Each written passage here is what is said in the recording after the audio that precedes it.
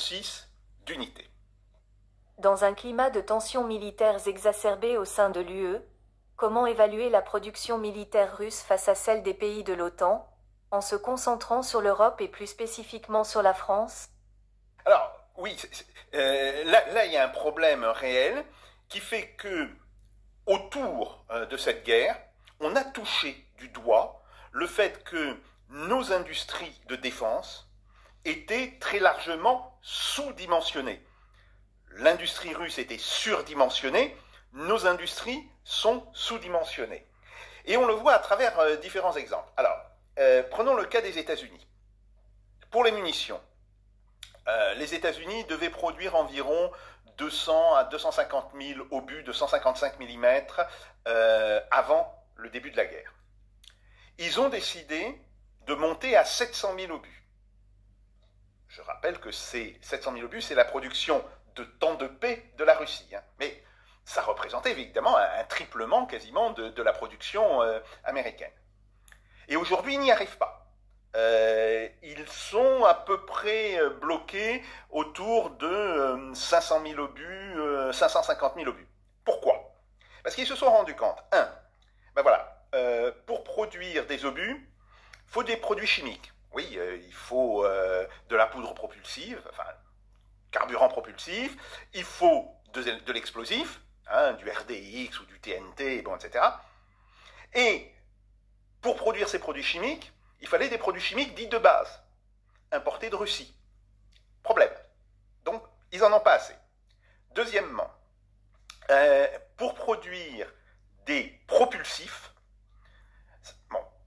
ça s'appelle de la nitrocellulose. La nitrocellulose, ça se fait avec du coton bas de gamme. Les États-Unis achetaient ce coton bas de gamme à la Chine. Et puis, ils ont décidé, il y a quelques années, de faire un embargo sur ce coton, parce que ce coton était produit au Xinjiang, donc dans la région où il y a les Ouïghours. Les États-Unis accusent la Chine de crimes par rapport à la population ouïghour, donc ils disent, on n'achète plus ce coton.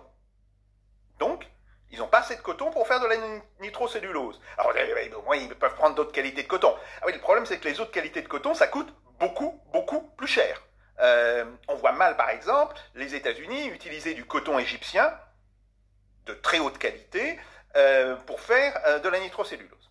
Et puis surtout, il y a un problème encore plus important. Ils n'ont pas de main-d'œuvre qualifiée. Et c'est là où on comprend que le fait que les industries de l'OTAN se soient réduites, alors elles ne se sont pas réduites en un jour, c'est un processus qui date de plus de 30 ans, mais on a décidé de produire des matériels à l'unité, ou si ce n'est à l'unité, à quelques dizaines ou vingtaines d'unités. On a perdu la main-d'œuvre qualifiée et spécifiquement qualifiée pour ce genre de production. Et aujourd'hui, pour reformer une main-d'œuvre, il va falloir 2, 3, peut-être 4 ans. Alors, on le voit sur les munitions, on le voit sur la production de missiles antiaériens et de missiles anti-chars.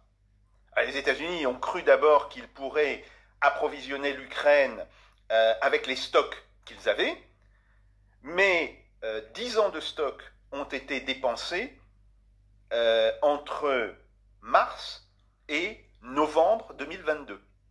10 ans de stock. Bien. On le voit aussi dans le cas de la production de sous-marins nucléaires. Aujourd'hui, les États-Unis n'arrivent pas à monter la production de sous-marins nucléaires. Pourquoi? Simplement, les chantiers navals travaillent à pleine capacité et n'arrivent pas à embaucher du personnel suffisamment qualifié. Ils peuvent embaucher, mais pas justement ce personnel suffisamment qualifié qui est aujourd'hui un véritable goulet d'étranglement dans la production. Donc, on voit que les États-Unis, qui historiquement ont été le plus grand producteur d'armes des pays occidentaux, les volumes qui avaient été atteints dans la Seconde Guerre mondiale sont absolument gigantesques. Ils ont tellement laissé mourir leur industrie qu'ils n'arrivent plus à trouver la capacité à remonter rapidement en production. Remonter en production globalement, oui, mais peut-être que ça se fera en 2025, 2026, 2027. Et là, pour les Ukrainiens, il sera beaucoup trop tard. Alors, évidemment, le même phénomène se produit en Europe. L'Allemagne produisait environ 150 000 à 200 000 obus, qu'elle vendait d'ailleurs à la France. Aujourd'hui, elle n'est pas capable d'augmenter sa production au-delà de 250 000, 300 000. Même chose, pas de produits chimiques, manque d'acier, et ça c'est lié au problème de l'énergie qui frappe de manière absolument dramatique la sidérurgie allemande, manque de main-d'œuvre.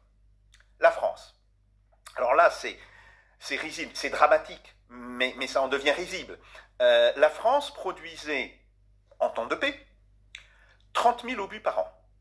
Je dis bien 30 000, à côté des 700 000 que produisait, en temps de paix, l'industrie russe. Le gouvernement français dit « nous allons augmenter énormément nos productions ». Énormément, ça veut dire quoi? Passer de 30 000 à 60 000. Bien.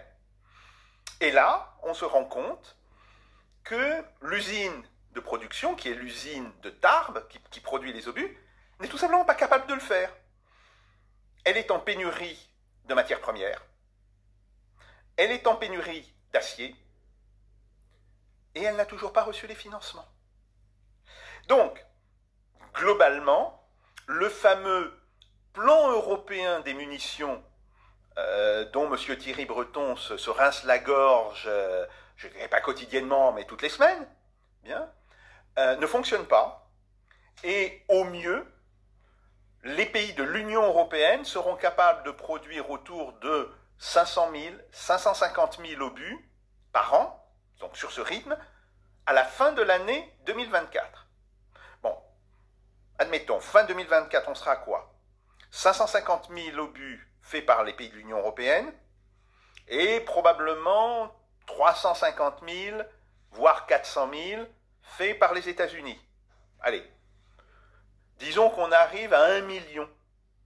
Les Russes, pendant ce temps-là, produiront 3,6 millions. Donc, en fait, il y a ce problème.